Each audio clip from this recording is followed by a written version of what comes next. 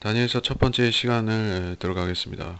이것이 기록된 연대는 다니엘서가 BC 607년에서 BC 534년 사이다. 다니엘이라는 이름의 뜻이 하나님은 나의 재판관, 또 나의 심판주는 하나님이시라, 뭐 그런 뜻이 있습니다.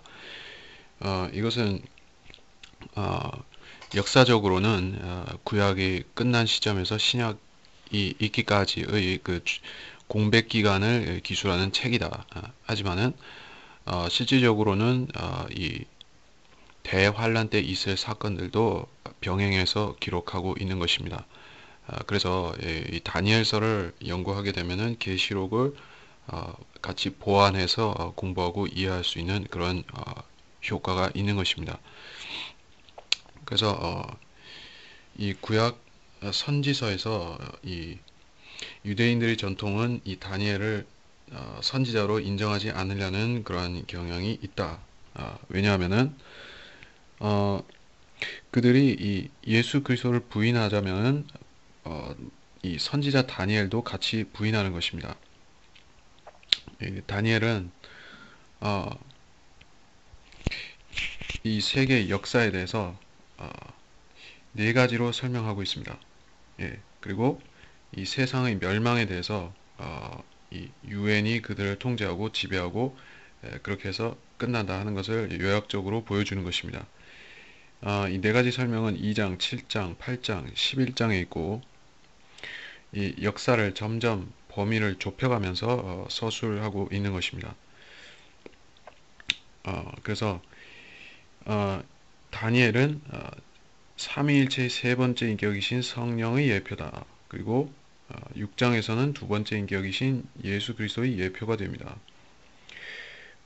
그래서 1장부터 들어가겠습니다.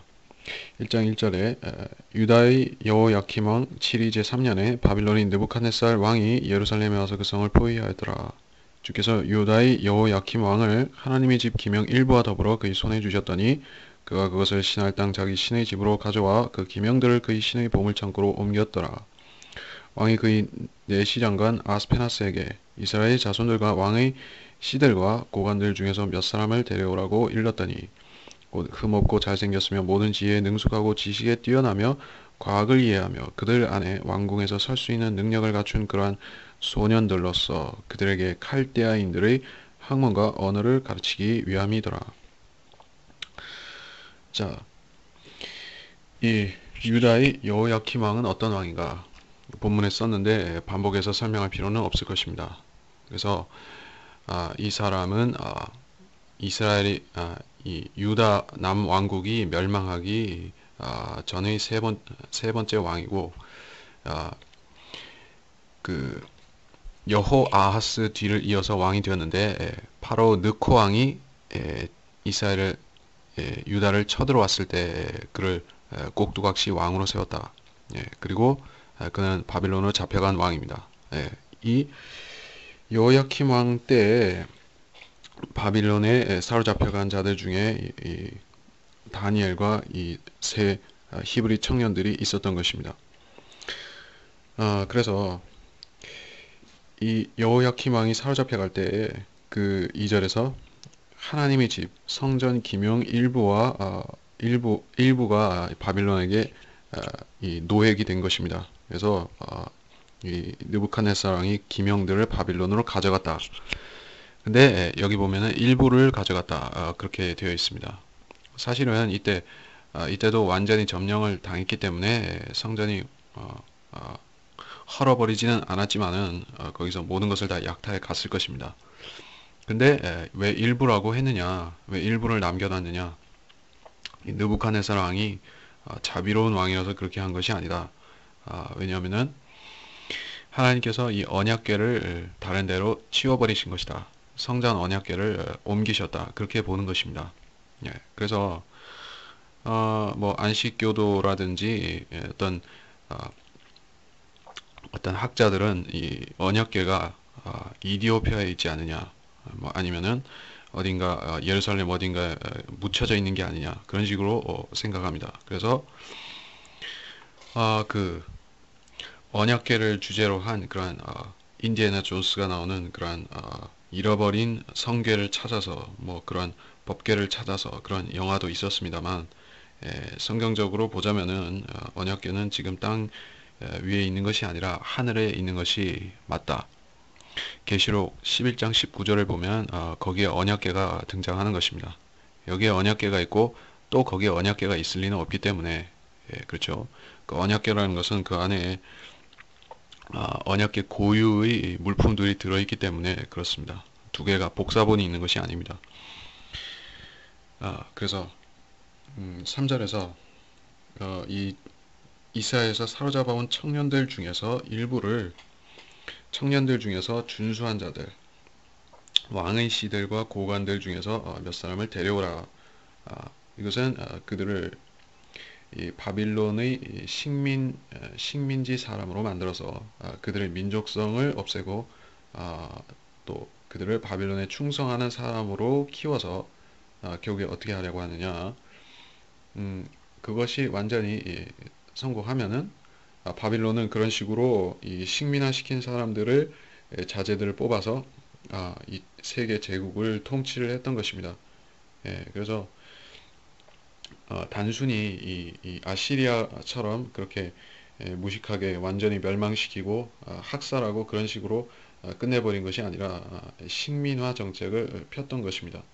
그것이 차이점인데, 이것은 이후에 나타난 모든 세계 제국들의 하나의 채용한 방식이 되었습니다. 아시리아까지는 그것이 아니었어요.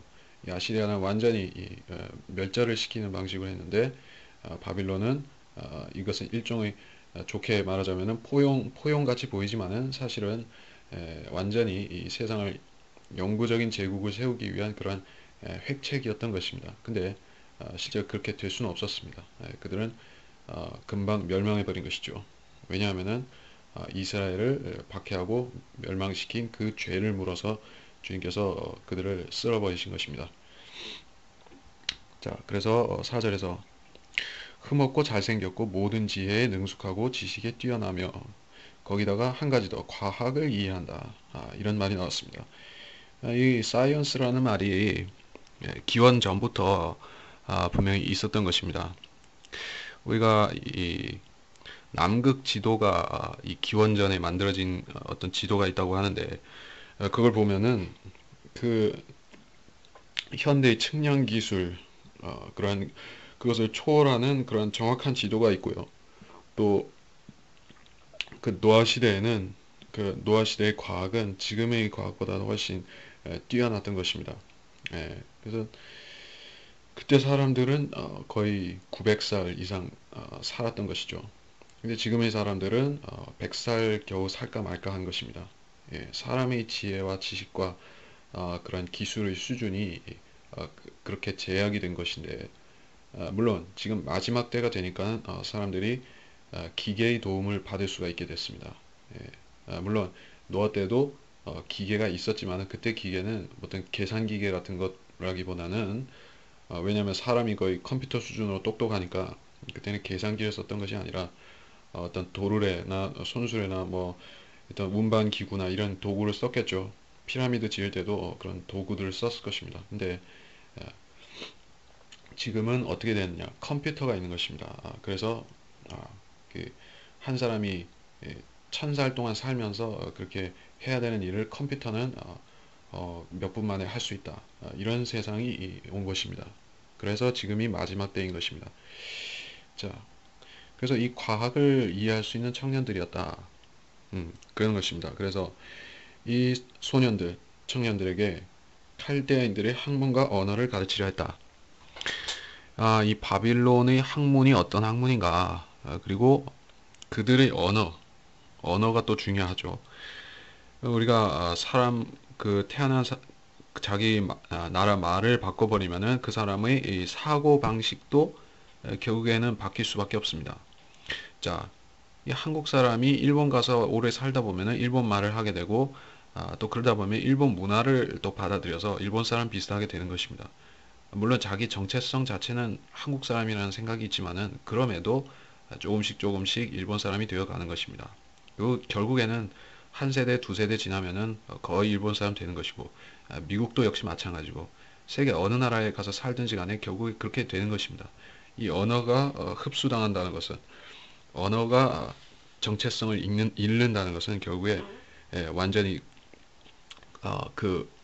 사는 나라 사람, 거기 사는 고장에서 어, 완전히 그 사람이 되어버린, 그쪽 사람이 되어버리는 것입니다.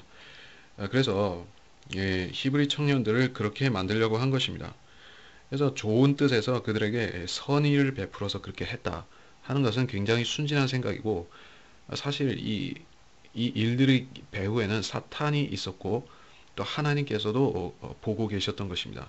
사탄은 그들을 그렇게 히브리인으로서의 정체성을 빼버리고 마치 모세가 그 파로의 왕궁에서 이집트 사람처럼 만들어 버리듯이 그렇게 하려고 했던 것입니다. 네, 하나님께서 개입을 하셨습니다. 그리고 이 청년들도 분명히 그러한 하나님이 손길을 자기들 위해 두셨다 하는 사실을 알고 있었던 것입니다. 그래서 주님께서 개입하십니다. 5절에서부터 또 왕이 그들에게 왕의 음식과 왕이 마시는 포도주를 매일 일정량 지정하였으니 3년간 그들을 길러 마지막에 그들로 왕 앞에 서게 하려 함이었더라. 그때 이러한 자들 가운데 유다 자손 다니엘과 하나냐와 미사엘과 아사레가 있었더라. 넷이 장관이 그들에게 이름을 주었으니 그가 다니엘에게는 벨트사살이라는 이름을, 하나냐에게는 사드락이라는 이름을, 미사에게는 메삭이라는 이름을, 그리고 아사레에게는 아벤느고라는 이름을 주었더라. 그러나 다니엘은 그가 왕의 음식으로나 왕이 마시는 포도주로 자신을 더럽히지 않으리라고 마음에 결심하고 내시장관에게 요청하여 자신을 더럽히지 않겠다고 하였더라. 자, 그래서 왕궁에서 일하게 만들려고 했는데 그냥 그렇게 한 것이 아니라 내시를 만들려고 한 것입니다. 그래서 이 훈련시키는 과정으로 들여보낸 것입니다.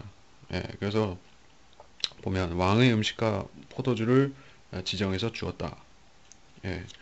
이거는 일단 왕궁의 이 습속, 왕궁의 그런 예식, 품행 모든 것에 맞춰서 왕궁 사람으로 만들기 위해서 그렇게 한 것인데, 자, 이 음식이라는 것도 마찬가지예요. 그리고 특별히 이 포도주를 줘서 마시게 만든 것이에요. 그러니까 이 구약 시대의 율법을 지키는 이스라엘 사람들은 물론 지금 신약 시대에도 마찬가지지만은 이 술을 마시거나 술을 권하거나 취하게 만들고 또 취한다는 것은 그건 명백히 율법에 반해서 죄를 짓는 것입니다. 자, 특별한 날에 어떤 주의 명절 날에 독주를 마실 수는 있어요. 술을 마실 수는 있어요. 술을 마실 수는 있는데 이런 식으로 술을 마시는 이방인들은 주로 어떻게 마시는가? 이 이방 신들을 섬길 때 술을 마십니다. 술을 바치고 제주를 바치고 또 스스로도 마시고 이런 이 술을 마시는 의미가 이 우상에게 동참하는 의미가 있는 것입니다. 그래서 3년 동안 그렇게 키우려고 했다. 근데 6절에서 이 다니엘 외에 세 청년이 더 있는 것이죠. 근데 내시장관이 이름을 주었다. 마침내 이들을 개조시키기 위한 바벨론 사람으로 만들기 위한 계획을 시작한 것입니다. 이름을 바꾸는 것이요. 역시 이 이름이라는 것도 굉장한 정체성이 있는 것이죠. 우리가 영어식 이름을 지으면은 왠지 그 사람은 반쯤 미국 사람이나 영국 사람이 된 것 같죠. 그리고 이름을 일본식으로 바꾸면 또 마찬가지고 그런 것이에요. 이 이름을 바꾸면은 정체성도 같이 넘어가게 되어 있는 것입니다. 그 세상 사람들한테는 그렇게 적용이 되는데 하나님의 사람들, 구약시대 이스라엘 사람들한테는 그것이 통하지 않는 것입니다.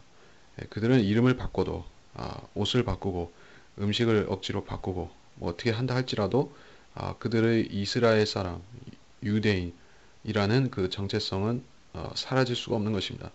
하나님께서 그들을 이 세상 민족들과 나눠 놓으셨기 때문에 그들은 합쳐질 수가 없는 것입니다. 8절에서 왕의 음식과 포도주로 자신을 더럽히지 않으려고 했다. 이런 말이 나옵니다. 그래서 이 바빌론 왕 느부칸네살로부터 이 바빌론의 모든 사람들, 귀족이나 평민이나 노예나 이 모든 자들은 거기서 태어난 자들, 거기서 어, 거기서 왕을 섬기는 자들은 전부 다 우상 숭배자들인 것이요. 그들은 바빌론의 신들을 섬기는 거기는 수많은 신들을 섬기는 신전들이 있었죠. 그래서 이 세상 종교라는 것이 근본적으로는 바빌론 땅, 그 메소포타미아에서 출발이 된 것입니다. 이집트보다도 조금 더 오래된 것입니다. 거기서 인류의 종교가 시작했고 거기에 바로 신할 땅에 바벨탑이 있었던 것입니다. 예, 그래서 이 땅에서 이 바빌론 땅에서 종교가 시작되었고 그 종교는 어, 계보를 가지고 이어진 것이에요. 그래서 이 세계 제국들을 통해서 그 종교들이 같이 계승이 되면서 쭉 넘어가서 이집트, 아시리아, 바빌론, 메데 페르시아 그리고 그리스 나중에는 이 로마까지 넘어갑니다. 로마에서 이 솔 인빅투스 태양신으로 마침내 이 바알이 또 부활한 것입니다. 그래서 결국에 어디까지 가느냐? 이 태양신 숭배가 로만 캐톨릭으로까지 넘어간 것입니다. 그래서 이 로마 캐톨릭에서 예수 그리스도의 생일이 아닌 그 크리스마스를 만들어서 12월에다 지키잖아요. 그것이 로마의 솔 인빅투스 태양신이죠. 태양신 숭배를 하는 것이고 또 이 바알 숭배를 하는 것입니다. 그것이 이어진 것이요. 예, 자, 그래서 이 신들을 섬기는 자들이 먹는 음식, 마시는 그 음료가 전부 다 그 신들에게 바쳐진 것들을 먹고 마시는 것입니다. 예, 이것은 지금도 마찬가지인 것입니다. 어떤 사람들이 그렇게 하느냐? 힌두교도들이 그렇게 하죠. 자기 신들에게 그렇게 바친 음식을 따로 골라 먹습니다. 그렇죠. 힌두교도들. 그리고 이 모슬렘 교도들도 이 모슬렘식으로 잡은 고기 그리고 자기들식으로 정화시킨 어떤 음식들만 먹는 것입니다. 그것을 자기네 말로 할랄 푸드다, 할랄 음식이다, 그렇게 부릅니다. 이처럼 자기 신들에게 바친 음식을 이 교도들은 먹더라. 그래서 이 구약 시대 이스라엘 율법하에 있는 이스라엘 사람들은 이 먹고 마시는 것에 있어서 하나님 율법의 규제를 받는 것이죠. 그래서 부정한 음식들을 먹으면 안 됩니다. 게다가 어, 이 바빌론 사람들이 먹는 것들은 더군다나 우상에 바쳐졌으므로 절대 먹으면 안 되는 것입니다. 먹게 되면은 어, 우리는 그 음식을 먹는 것이 무슨 별 차이가 있느냐 생각하지만은 그때 기준으로는 사람이 더럽혀지는 것이에요. 사람이 거듭났으면은 이 영과 혼과 몸이 독립적이지만은 거듭나지 못했으면은 몸과 혼이 같이 있잖아요. 그러면 구약시대 기준으로는 몸이 더럽혀진다 하면은 그것은 곧 그의 혼이 더럽혀진 것이고 그것이 멸망할 죄를 짓게 되는 것입니다. 그래서 하지 않은 것이에요. 자, 9절에서 그때 하나님께서 다니엘로 내시장관의 호의와 은총을 얻게 하셨더니 내시장관이 다니엘에게 말하기를 내가 내 주 왕을 두려워하노라. 그가 너희의 음식과 너희의 음료를 정해 놓으셨으니 너희의 얼굴이 너희와 같은 또래의 소년들보다 못한 것을 그가 어찌 보셔야 하겠느냐. 그렇게 되면 너희가 왕 앞에서 내 머리를 위태롭게 만들 것이니라 하더라. 그러자 다니엘은 내시장관이 다니엘과 하나냐와 미사엘과 아사랴를 감독하고 세운 멜살에게 말하기를 내가 당신께 간구하오니 열흘 동안 당신이 종들을 시험하시어 우리에게 콩죽을 주어 먹게 하고 물을 주어 마시게 하신 후 당신 앞에서 우리의 용모와 왕의 음식을 먹은 소년들이 용모를 살펴보시어 당신이 보시는 대로 당신이 종들을 처분하소서 하니라. 그러므로 그가 그 일에 대해 그들에게 동의하고 그들을 열흘 동안 시험하였더니 열흘이 끝났을 때 그들의 용모가 왕의 음식을 먹은 모든 소년들보다 더욱 아름답고 더 살지게 보였더라. 그러므로 멜살이 그들의 음식과 그들이 마셔야 하는 포도주를 가져가고 그들에게 콩죽을 주니라. 자, 이렇게 했는데 이 구절에 이들이 먹는 음식을 자기들 마음대로 그렇게 가릴 수 있는 처지인 것인가 하면은 그렇지가 않습니다. 아무리 왕궁에서 귀하게 그렇게 키워진다 할지라도 이들은 어차피 신분이 내시에 제한되는 것이고, 그렇죠? 물론 내시로서 고관이 될 수도 있습니다. 근데 내시인 것이고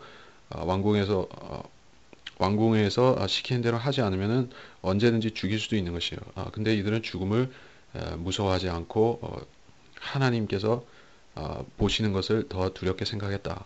예, 그래서 하나님께서는 그것을 귀하게 보셔서 그들의 그 마음을 귀하게 사셔서 어, 이 내시장관의 마음을 움직이게 만드신 것입니다.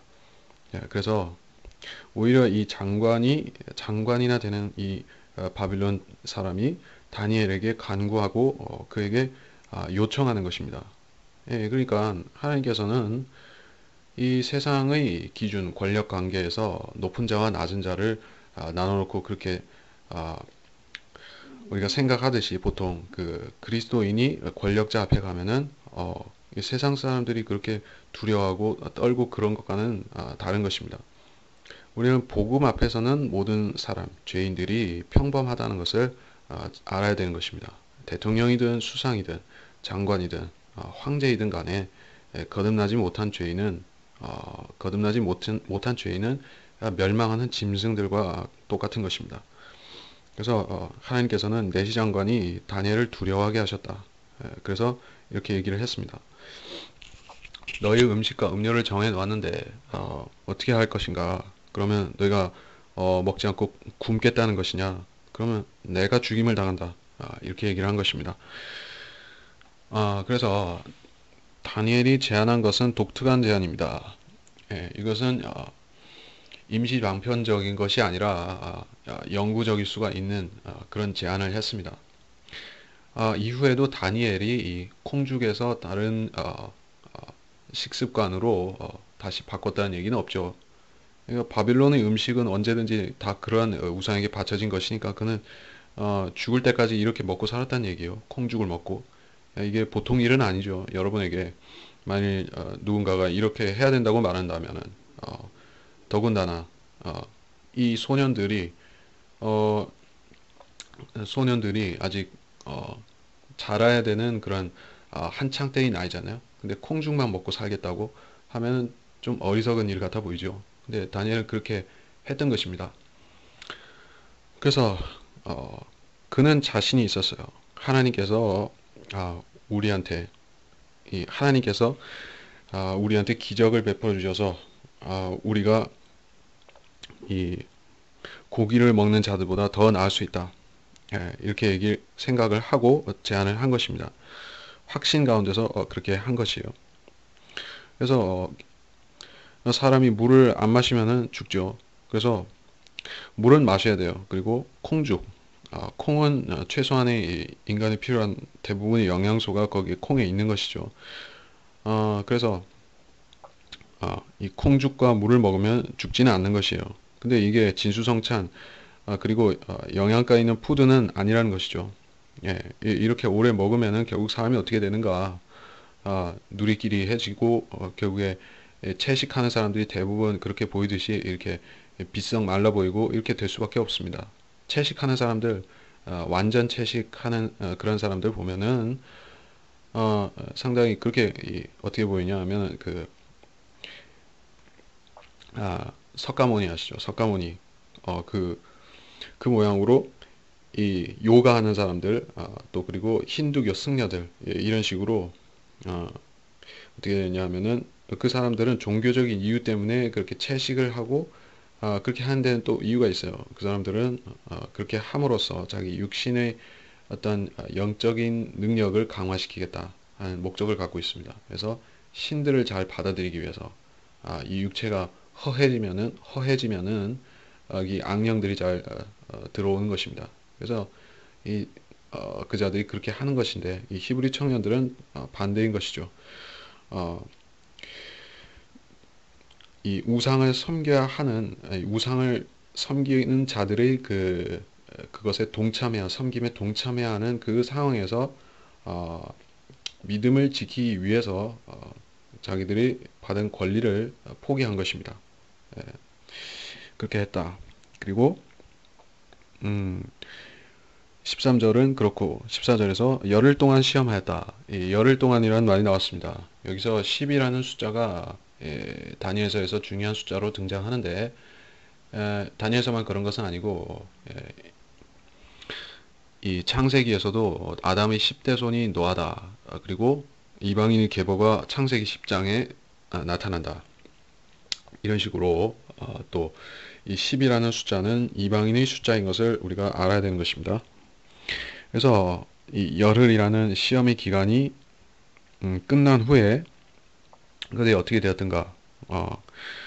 왕의 음식을 먹은 소년들보다 더 아름답고 살지게 보였다. 이게 상식으로 가능한 일이 아닌 것이죠. 이게 기적이 일어난 것입니다. 그래서 멜살이 그들의 음식과 그들이 마셔야 하는 포도주를 가져가고 콩죽을 주니라. 자, 이래서 이 청년들에게 하나님께서 섭리하시고 역사하신다는 첫 번째 증거가 나타났습니다. 뭐 물론 느부갓네살 왕은 그걸 전혀 몰랐지만은 하나님께서는 그들에게 개인적으로 역사하고 계셨던 것이고 이후에 그들이 왕궁으로 들어가서 하게 되는 모든 일들에 주님께서 일일이 개입하셔서 이 역사에 남을 예언들을 역사에 남은 예언들을 다니엘이 하게끔 하신 것입니다. 이 네 소년들에게 17절부터 이 네 소년들에게 하나님께서 지식을 주셨고 모든 학문과 지혜에 익숙하게 하셨으며 다니엘은 모든 환상들과 꿈들을 깨닫더라. 그때 왕이 말했던 날들이 끝에 그가 그들을 불러들이니 4시간간이 그들을 느부갓네살 앞으로 데려오더라. 왕이 그들과 대화해보니 그들 모두 가운데서 다니엘과 하나니와 미사엘과 아사랴와 같은 자는 아무도 찾을 수 없으므로 그들이 왕 앞에 서게 되니라. 왕이 지혜와 지식에 대해 그들에게 묻는 모든 문제들에 있어서 그들이 자기의 온 나라에 있는 모든 마술사들과 점성가들보다 10배나 더 나은 것을 알더라. 다니엘은 코레스 왕의 차대까지 계속 있더라. 이 주님께서는 이 학문과 지혜에 익숙하게 하셨다. 이것은 이 이방인들의 세계에서도 이 지혜와 지식과 학문과 이런 것은 굉장히 높은 평가를 받는 것이죠. 이 고등 교육에 대한 그러한 투자, 그것에 대한 가치 부여, 이것은 이미 고대 제국 때에서부터 다 있었던 것들입니다. 예, 모든 고대 제국들은 그러한 지식들을 중시했던 것이요. 그리고 그들의 학문이라는 것은 결국에 미래를 알고자 하는 것, 예언에 초점이 맞춰져 있는 것입니다. 그래서 이 세계 제국을 설립한 그런 정복자 왕들이 가장 알고 싶은 것이 무엇이겠어요? 자기 나라가 앞으로 어떻게 될 것인가? 내 자손들이, 내 세자가, 내 자손들이 이 엄청난 제국을 물려받아서 잘 해먹고 살 것인가 하는 것이 이 왕들의 제국의 왕들의 관심사인 것입니다. 그러니까 예언을 중시한 것이고 예언자들을 또 그리고 점성가들과 마술사들을 그렇게 육성을 했던 이유가 있는 것입니다. 게다가 이 바빌론이라는 곳은 그러한 마술의 원천지인 고장인 것입니다. 마술이 이런 온갖 마술과 그런 점성술이 시작된 고장이 바로 바빌론이기도 한 것이에요. 그래서 이 바빌론에는 그러한 점성술의 전문가들이 있었는데 그들이 많은 예언들을 했지만은 사실 그들은 엉터리 사이비들이었던 것이에요. 그 자들은 이 점성술이라는 것이 아스트롤로지라는 것이 천문학 아스트로노미와는 다른 것이죠. 천문학은 별을 관찰하고 이 운행 법칙을 그렇게 연구를 하는 것인데 점성술이라는 것은 그 뒤에 숨겨진 어떤 영적인 원리를 찾아내서 미래를 예측하겠다 하는 것이 점성술인 것입니다. 그래서 하나님께서는 이 하늘들의 어느 정도 그러한 예측이 가능한 것들을 보여주신 것은 있어요. 근데 그것은 우리가 성경에도 나오지만은 이 동방에서 현자들이 찾아와서 이 메시아가 태어나셨느냐, 예수께서 베들레헴에 탄생하신 것을 찾아왔던 것입니다. 현자들이 찾아왔어요. 그들은 주님께서 태어난 시기를 이 별들을 관측하는 그 사람들은 점성술사들은 알 수가 있었는데 그것은 일반적인 케이스가 아닌 것이에요. 그렇다고 하면 성경의 모든 사건들이 별들의 움직임으로 예측이 되느냐? 그러면은 오늘날도 우리가 별점을 쳐가지고 앞으로 일을 알 수가 있는 것이에요. 저 노스트라다무스가 이 별점을 치듯이 그렇게 아니면 수정 구슬을 보고 그렇게 점을 치듯이 미래를 알 수가 있느냐 하면은 전혀 그것이 아닙니다. 주님께서 이 동방의 현자들의 경우에는 특별히 그들에게 개입하시고 알려주신 것이에요. 그래가지고 그들은 알 수가 있었던 것이지 성경을 보고 알아맞혔던 것이지 그게 우연히 그렇게 된 것이 아닙니다. 자, 그래서 이 점성술이라는 것은 성경에 비교해 본다면 아무것도 아니다. 그래서 이 주님께서 성경을 깨우쳐 주신, 그리고 이 주님께서 주신 지혜와 지식으로 충만하게 된 사람들, 이 하나님의 사람인 청년들은 이 바빌론 술사들보다 나을 수밖에 없는 것이죠. 지식과 지혜로서 비교와 대상이 전혀 안 되는 것입니다. 그래서 그들이 왕 앞에 서게 되었다. 지혜와 지식에 대해 그들에게 묻는 모든 문제에 있어서 10배나 더 나은 것을 알더라.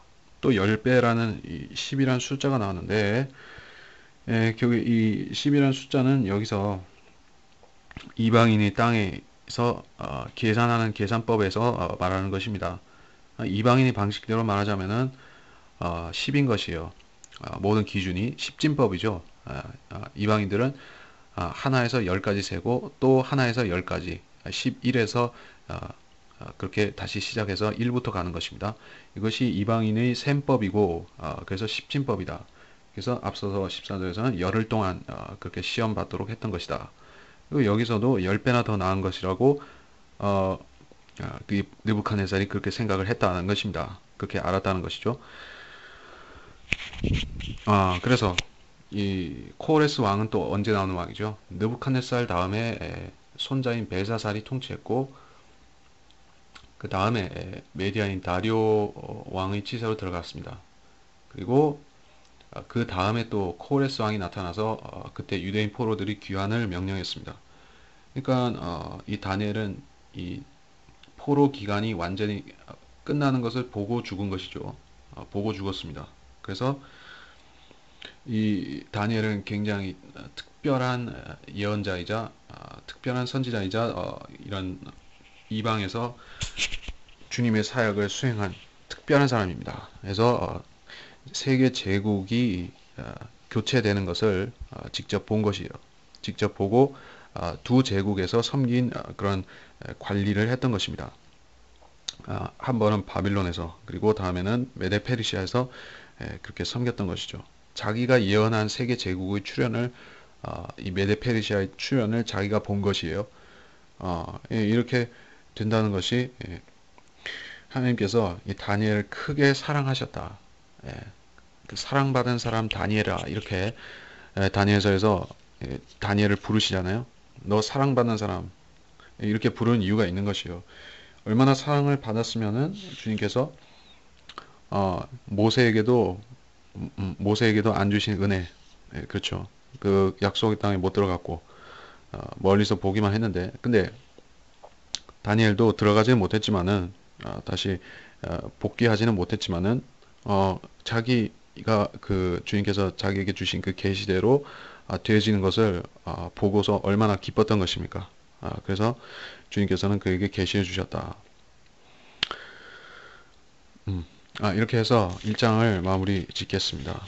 첫째 시간이기 때문에 길게 나가지는 않았는데 앞으로 이 이야기 중심으로 나가는 그런 장들에는 이 몇몇 핵심 구절들 중심으로 설명을 하고 그리고 이 후반부로 넘어가게 되면은 마지막 후반부에서는 굉장히 중요하고 함축적이고 역사와 예언이 교차해서 나오는 그런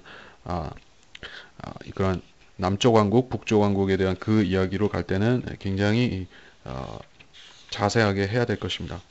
그래서 1장을 이렇게 마무리를 짓겠습니다. 하나님 아버지, 이 다니엘서 공부를 시작하게 되었습니다. 우리가 다니엘서의 중요성을 우리가 성경 공부를 조금 해본 사람은 누구나 너나 할 거 없이 다 알지만은 여기서 중요한 핵심들을 우리가 찾아내야 되는 것이고, 여기서 교훈들도 찾아야 되지만은 특별히 우리는 여기서 마지막 때 대환란과 앞으로 이스라엘에 있을 일들에 대한 그러한 계시, 그리고 우리 시대 끝에 일어날 그런 일의 계시를 여기서 찾을 수 있어야만 됩니다. 그러면은 다니엘서는 우리한테 열린 책이 되고 계시록과 마찬가지로 우리가 이 오늘의 날을 이 마지막 때의 날을 처한 우리가 여기서 지혜와 지식을 찾고 또 마지막을 아는 사람들로서 현명하게 되어서 주님께서 오시는 것을 우리가 기쁨으로 기다릴 수 있을 것입니다. 다니엘에게 지혜와 지식을 주셔서 마지막을 깨닫게 하시고 그의 마음에 큰 기쁨을 주셔서 그에게 평안을 주신 것처럼 우리도 이 다니엘서를 공부함으로써 다니엘과 똑같이 미래를 온전히 깨닫게 해주시고 주님께서 땅에 이루실 일들을 온전히 깨닫게 해주셔서 우리가 이것으로 인해 위안을 받